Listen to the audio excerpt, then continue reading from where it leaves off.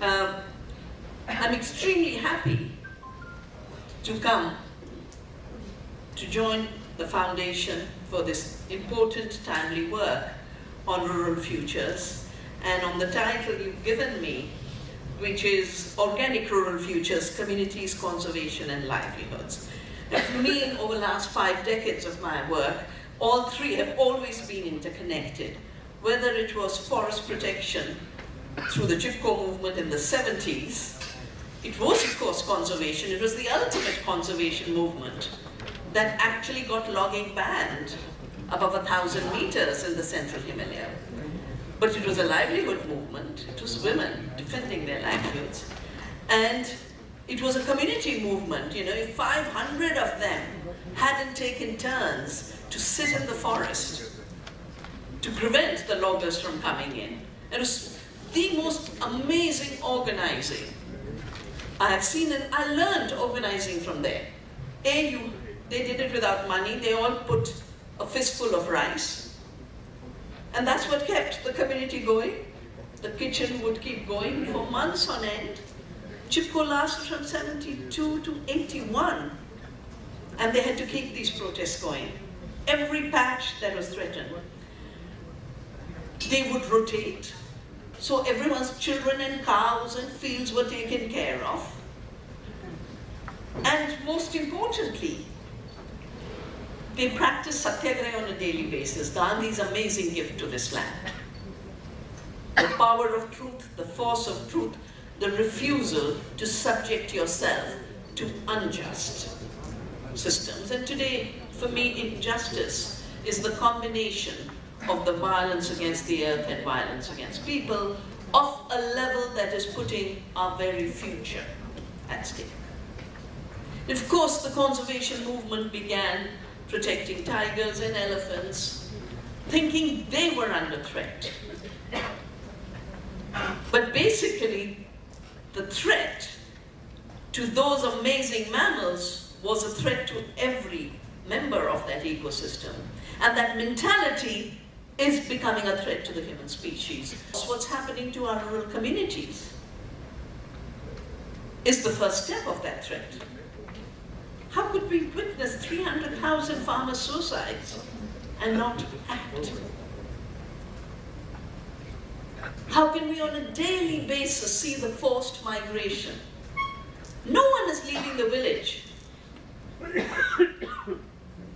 because it's an unviable place to be. It's been made unviable.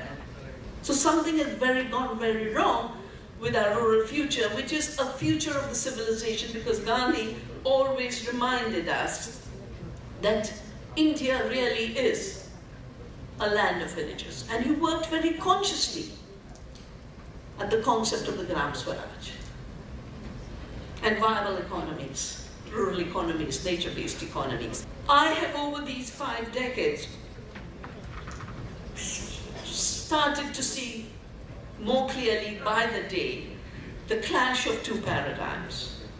One begins with colonialism, which hasn't ended, it continues in new forms. It gets aggravated 200 years ago with the fossil age. It gives birth to the mechanistic worldview and the reductionist worldview, and gives shape to economies that are extractive economies. When you talked about beyond commodification, beyond industrialism, those are all extractive economies.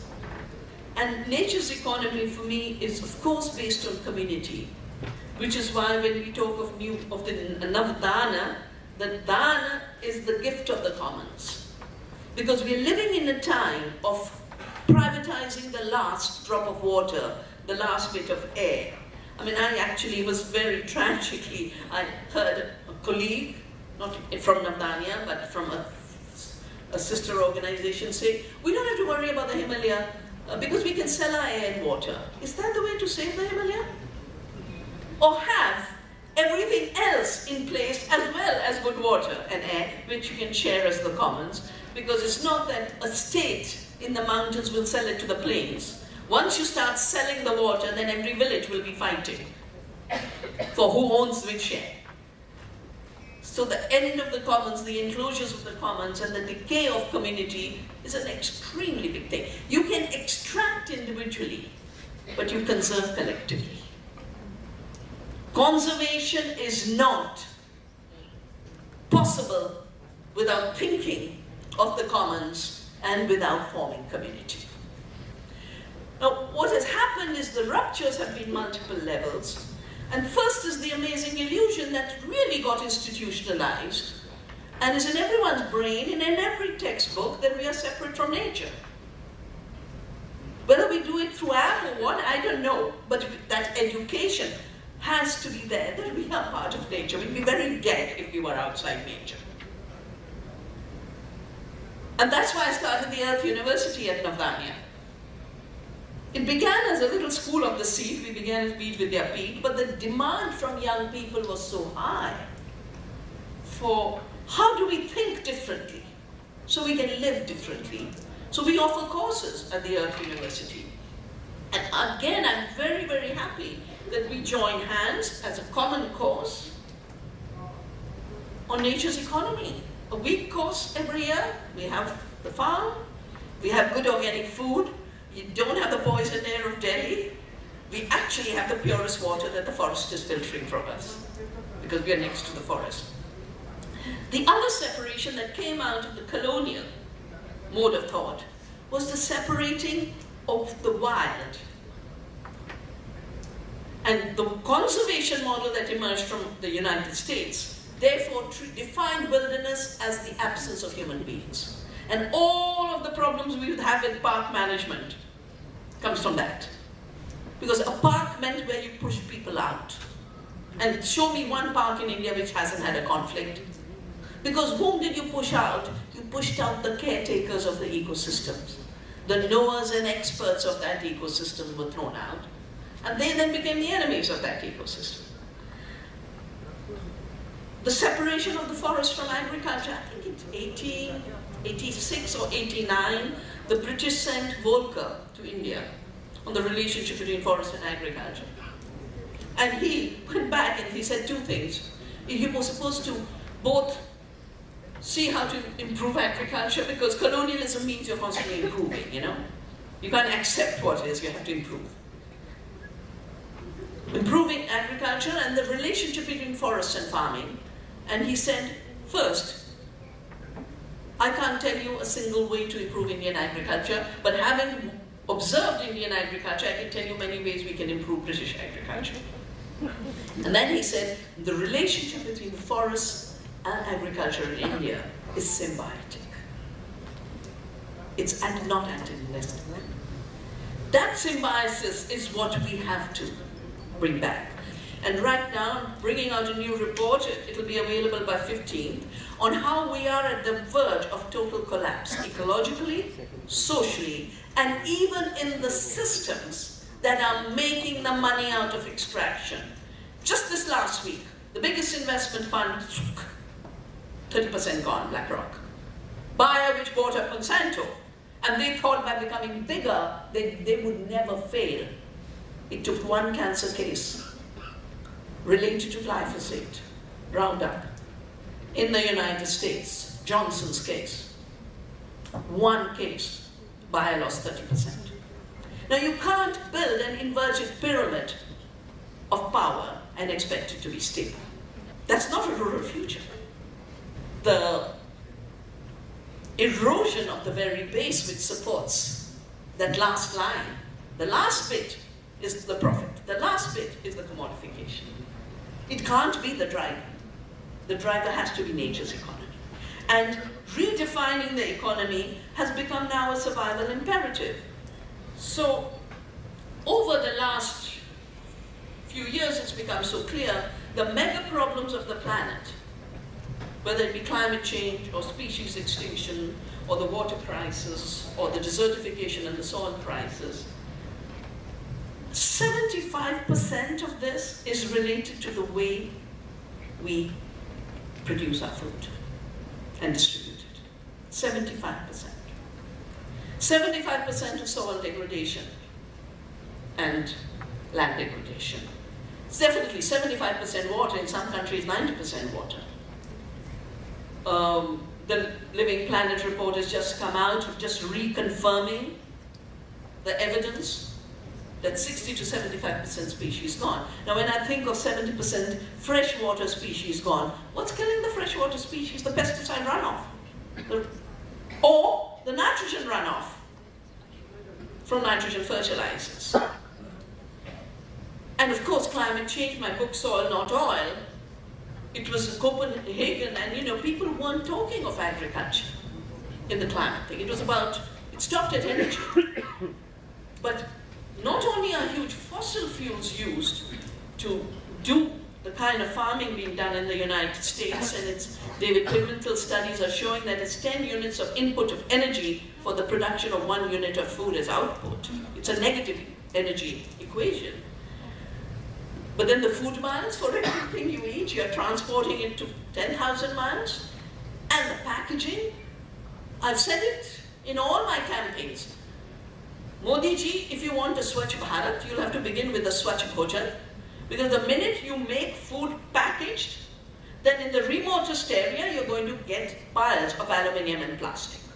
Aluminium and plastic are the rucksack of the non-local food system, the non-fresh food system, which is destroying, on the one hand, our health within. So it's garbage within and garbage outside.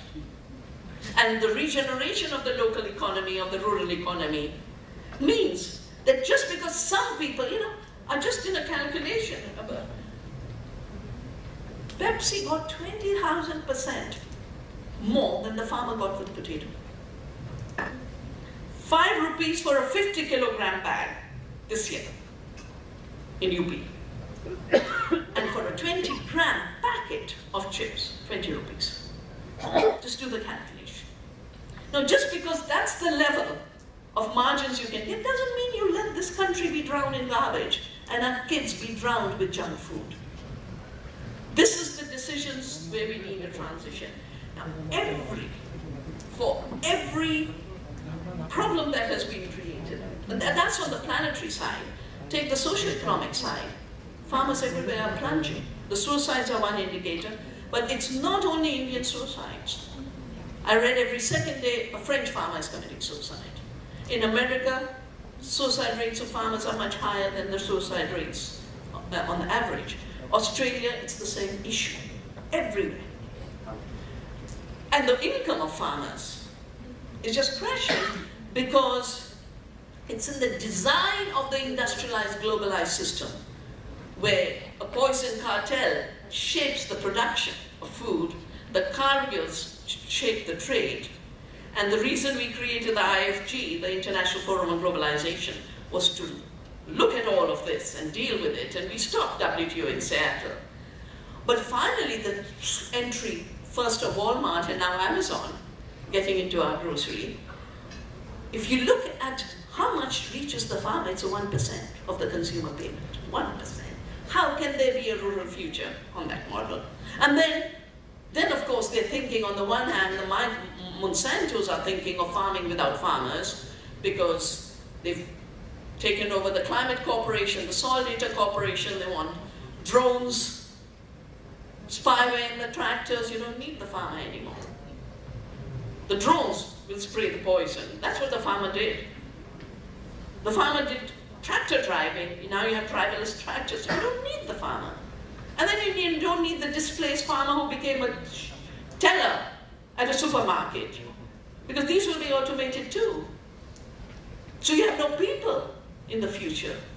The reason we need to begin thinking of rural futures is from there we'll be able to think of the human future, because otherwise, in the thinking of the dominant paradigm, which can't think outside its own box, there is no place for humans, like there was no place for the tiger, like there was no place for the elephant, like there was no place for the forest. Now there's no place for humans on that trajectory. But that trajectory is not inevitable. We have another path. We have the other path that nature is showing us. We have the other path that 10,000 years of our civilization has shown us. We have the other path that half a century of conservation-based economies have shown us. And our own work in Navdanya has shown that we cannot just get rid of the 50% contribution that industrial agriculture makes to greenhouse gas emissions, of course we can reduce that, but we can do more, because while you can set up a solar energy farm or you can set up a wind farm, they are still machines and do not have the living capacity to absorb the carbon and the nitrogen from the air and put it back in the soil. Only plants do. And only through organic farming can we provide a 100% solution. So we redefined the metric. We started to say the issue is not yield per acre, but health per acre. And we started to measure nutrition per acre. We went to 200 of the Navdanya farms across the country. We took all the biodiversity they were producing, took an assessment of it. Then we converted it into nutritional data. We can feed 2 times India's population through a conservation-based, biodiverse, rich agriculture. 2 times India's population. We are destroying our forests, destroying our farms, destroying our farmers, destroying our soil, destroying our water, with the claim of we are feeding the world. We are starving the world. 250 million people of India not getting enough food. 1 billion across the world. This is not a success story. And everyone's been made to grow corn and soya, corn and soya, corn and soya. 90% of it is going for biofuel and animal feed. It's not going for food. It's not going for food. Then we said the price issue is so fake, which is where the losing enterprise you were talking about, because the price is so manipulated. So we wrote another book called Wealth Per Acre on true cost accounting. The externalities of chemical farming, basically we took government data of what's the destruction. And then we took the UN valuations. It's 1.3 trillion for environmental and social destruction. But you add the cancer, the diabetes, the neurological problems, add all the food-related chronic diseases, it's another 1.5. We are talking about 3 times India's GDP as the externality that's not counted. And so we need to do another kind of accounting. And on the other kind of accounting, where you actually honestly say, okay, what does a biodiverse organic farmer have as their cost benefit, and what does a commodity-chasing chemical farmer across the board for different crops? The Navdanya members are earning 10 times more than the chemical commodity farmers. 10 times more. 5 times higher than the Prime Minister's target. You mentioned how the Prime Minister has talked about Northeast, after Sikkim as a 100% organic state, the Northeast going organic. I don't think we should allow the government to not deliver on its promises. We shouldn't leave it in their hands. But that is our money. I was told that the Northeast budget hasn't been used at all. Hasn't been used at all. So again, a second offer of a partnership. One is a course for young people on nature's economy, but maybe a conference related to Gandhi and nature's economy in Delhi sometime. But a Northeast organic Himalaya, let's work on it. And at the Biodiversity Congress in the earlier part of this month, we reaffirmed our campaign for a biodiverse organic Himalaya. You are here in the East. You take care of the Eastern Himalaya. We are in the West. If we join hands, we've covered the Himalaya without any effort. Don't have to get state bank, CSR. Just our hands. Yeah? Just join hands. And my 2 teachers are the pollinators who leave the plant richer after they pollinate. And the plant leaves the pollinator richer with honey. That's the kind of nature's economy to develop. And for joining the hands, my teacher is the mycorrhizal fungi, which only exists in organic soils and is killed in chemical soils. In 1 cubic inch of soil, 1 cubic inch, there's 8 miles of that fungi. And it is so intelligent, it can figure out that tree is deficient And I'm going to take the nutrition from here and carry it to that tree. And I'm saying, if only we could be as intelligent as the mycorrhizal fungi and join hands. All the false poverty we are being made to feel to cripple our action, we will shed it like that. I've never had too much resources, so I've always had to transcend money scarcity with collaborations and love and joy. And it works. It works better than money in every situation. It is more powerful, it is more lasting, it is more reliable. For the Biodiverse Organic Himalaya, I would be very happy for you all from the foundation and anyone else to come mid-January to Dehradun, to Navdanya, and let's plan in a serious way every transition of subsidies, transition of education, transition of planning, every little detail.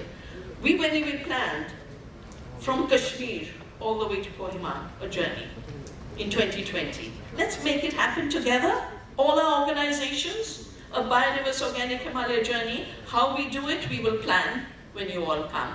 And then because of the Champaran Satyagraha, I took a pledge by the time we are 100 years of freedom, 2047, we will be a poison-free, suicide-free, chronic disease-free India. And for the world, we've launched, by 2050, a poison-free farming system, because the poisons are killing not just the people who eat the food, but all of the food chain, which is all of the wildlife.